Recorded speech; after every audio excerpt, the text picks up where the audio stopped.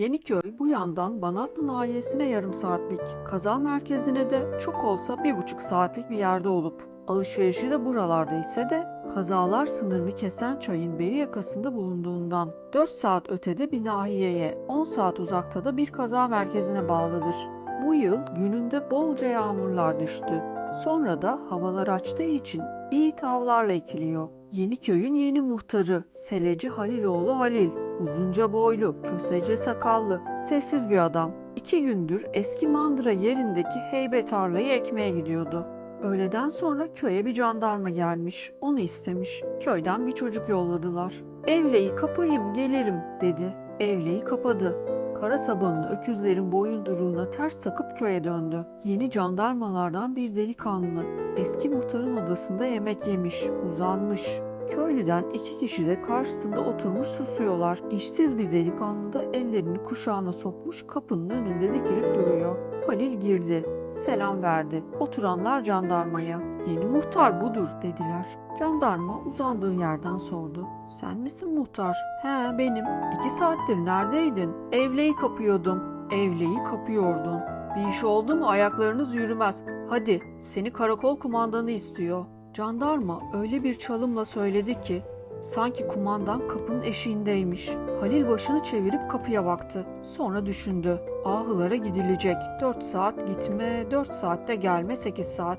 Bir gün demek. Yarın sabah gitmektense şimdiden çıkıp yarın serinde dönmeli. Boynunu kaşıdı. Odadan çıkıp evine uğradı. Sonra da çıktı gitti. Yassıdan biraz sonra ahılara vardı. Müdürlük konağına gidip karakol kumandanını aradı. Kapıda pis bir fener içinde isli bir petrol lambası yanıyor, konak altındaki avlu dipsiz bir mağaraya benziyordu. Nöbet bekleyen jandarma elindeki anahtar zincirini şıkırdatarak geziniyor, karanlık avlunun dibinde görünmeyen hapishanenin derinliğinden anlaşılmaz sesler duyuluyor. Sanki biri türkü söylüyordu. Halil yaklaştı. Nöbetçiden karakol kumandanını sordu. Devriyeye çıktı, ne yapacaktın? Benim yapacağım yok, o beni istemiş. Jandarma Halil'i süzdü. Sonra gene devriyeye çıktı dedi. Halil elindeki uzun değneğe dayanıp durdu. Düşündü. Burası avuç içi kadar bir yer. Devriyeye çıkmışsa şimdi gelir. Jandarmadan sordu. Tez gelir mi? Tez gelmez. Sen bekleme, git sabah gelirsin. Benim işim var dedi. Sabah köye döneceğim. Burada onun yerinde kimse yok mu? Yoktur. İkisi de sustular. Ne yapmalı? Kumandan yok.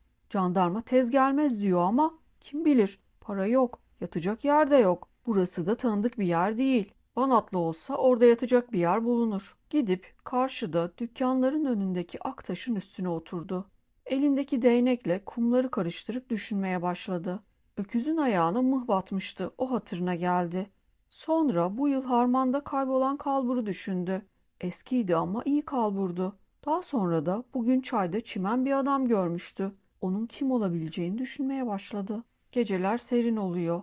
Elinde taşıdığı heybeyi sırtına koyup başını dayadı. Gözlerini de kapadı. Biraz sonra ağzı açıldı, horlamaya başladı. Nöbetçi değişmiş, yeni nöbetçi seslendi. Hey, kimsin orada? Uyandı. Benim, dedi. Sen kimsin? Yeniköy muhtarıyım. Yeniköy neresi? Bizim köyümüz. Ne arıyorsun burada? Kumandanı bekliyorum. Ne yapacaksın kumandanı? Beni istemiş. Bekle bakalım. Daha gelmedi mi? Gelmedi. Bu sefer taşın üstünden inip yere oturdu. Taşı koltuğunun altına alıp rahat rahat uyumaya hazırlandı. Biraz sonra esnaftan gece işine kalkanlar oldu. Az daha geçince bu küçük yerin her köşe bucağından horozlar uzun uzun öttüler. Sonra çirkin sesli bir adam kesik kesik sanki ağlar gibi ezan okudu. Daha sonra gelip gidenler başladı. Halil uyandı, gitti sordu. Daha gelmedi dediler. Dükkanlar açılıyordu. Çarşıyı dolaştı. Yeniden geldi sordu. Gelmiş yanına çıktı. Genç bir adam. Ne istedin diye Halil'den sordu. Ben Yeniköy'ün muhtarıyım. Sen istemişsin. Ben mi istemişim? Dur bakalım. Hüseyin diye birine bağırdı. İçeri bir adam girdi. Karakol kumandanı ondan sordu. Biz Yeniköy muhtarını istedik mi? İstedik. Niçin? Bölük istiyordu. Kumandan Halil'e döndü. Baba dedi, seni yüzbaşı istiyor. Oraya gidersin. Halil 6 saatlik yol diye düşündü. Kaşlarını kaldırdı. kumandanın yüzüne bakıp gideyim dedi çıktı. 5 saat sonra bölük kumandanının karşısındaydı. Yuvarlak kafalı, kısa boylu, tıknaz bir adam. Ne istedin dayı diye sordu. Sen beni istemişsin. Sen kimsin? Ben Yeniköy muhtarıyım. Yeniköy? Dönüp arkasındaki haritada Yeniköy'ü aradı. Sonra masasının yanındaki küçük pencereden kalem odasına seslendi. Hüsnü Efendi, biz Yeniköy muhtarını istedik mi? Yüzü çilli bir delikanlı. Bakayım, dedi. Biraz sonra pencereden. Nüfustan istemişler dediler. Yüzbaşı Halil'e. Yukarı nüfus odasına çık dedi. Yukarı çıktı gene sordular. Kimsin? Yeniköy muhtarıyım. Hmm. Nüfus memuru katibine. Baksana Aziz Efendi dedi. Yeniköy muhtarını çağırmışız. Yeniköy muhtarını mı? Hatırlamıyorum. Hüseyin nerede o bilir. Hüseyin camiye gitmiş. Halil'e bekle de gelsin dediler. Halil kapının yanında bekledi. Yarım saat sonra nüfus katibinin yamağı olan Hüseyin gelmiş. Bacakları kısa da gövdesi uzun, tosbağa gibi bir oğlan. Nüfus memuru sordu. Hüseyin, biz Yeniköy muhtarını niçin istedik? Hüseyin Efendi hiç sesini çıkarmadı. Defterlerin yığılı olduğu dolaba yaklaştı. Bir defteri çıkardı, açtı, karıştırdı, olmadı.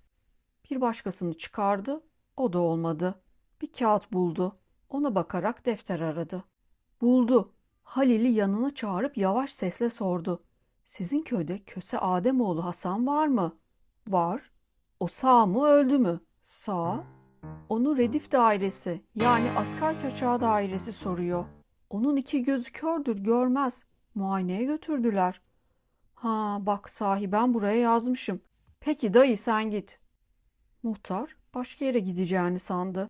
Nereye gideyim diye sordu. Köyüne git işim bitti. Memduh Şevket Esendal tarafından 7 Haziran 1923'te yazılan bu hikaye, yazarın diğer hikayelerindeki gibi karşılıklı diyaloglardan oluşuyor. Dili Öztürkçe ve ağır değil, üzerinden 100 seneden fazla geçmiş olmasına rağmen rahatça okunuyor, rahatça anlaşılıyor.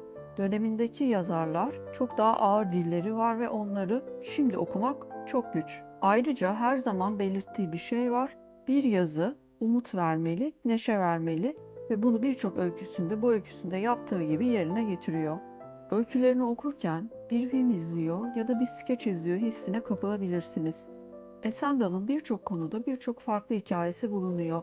Bu oynatma listesinde onları da izleyebilirsiniz.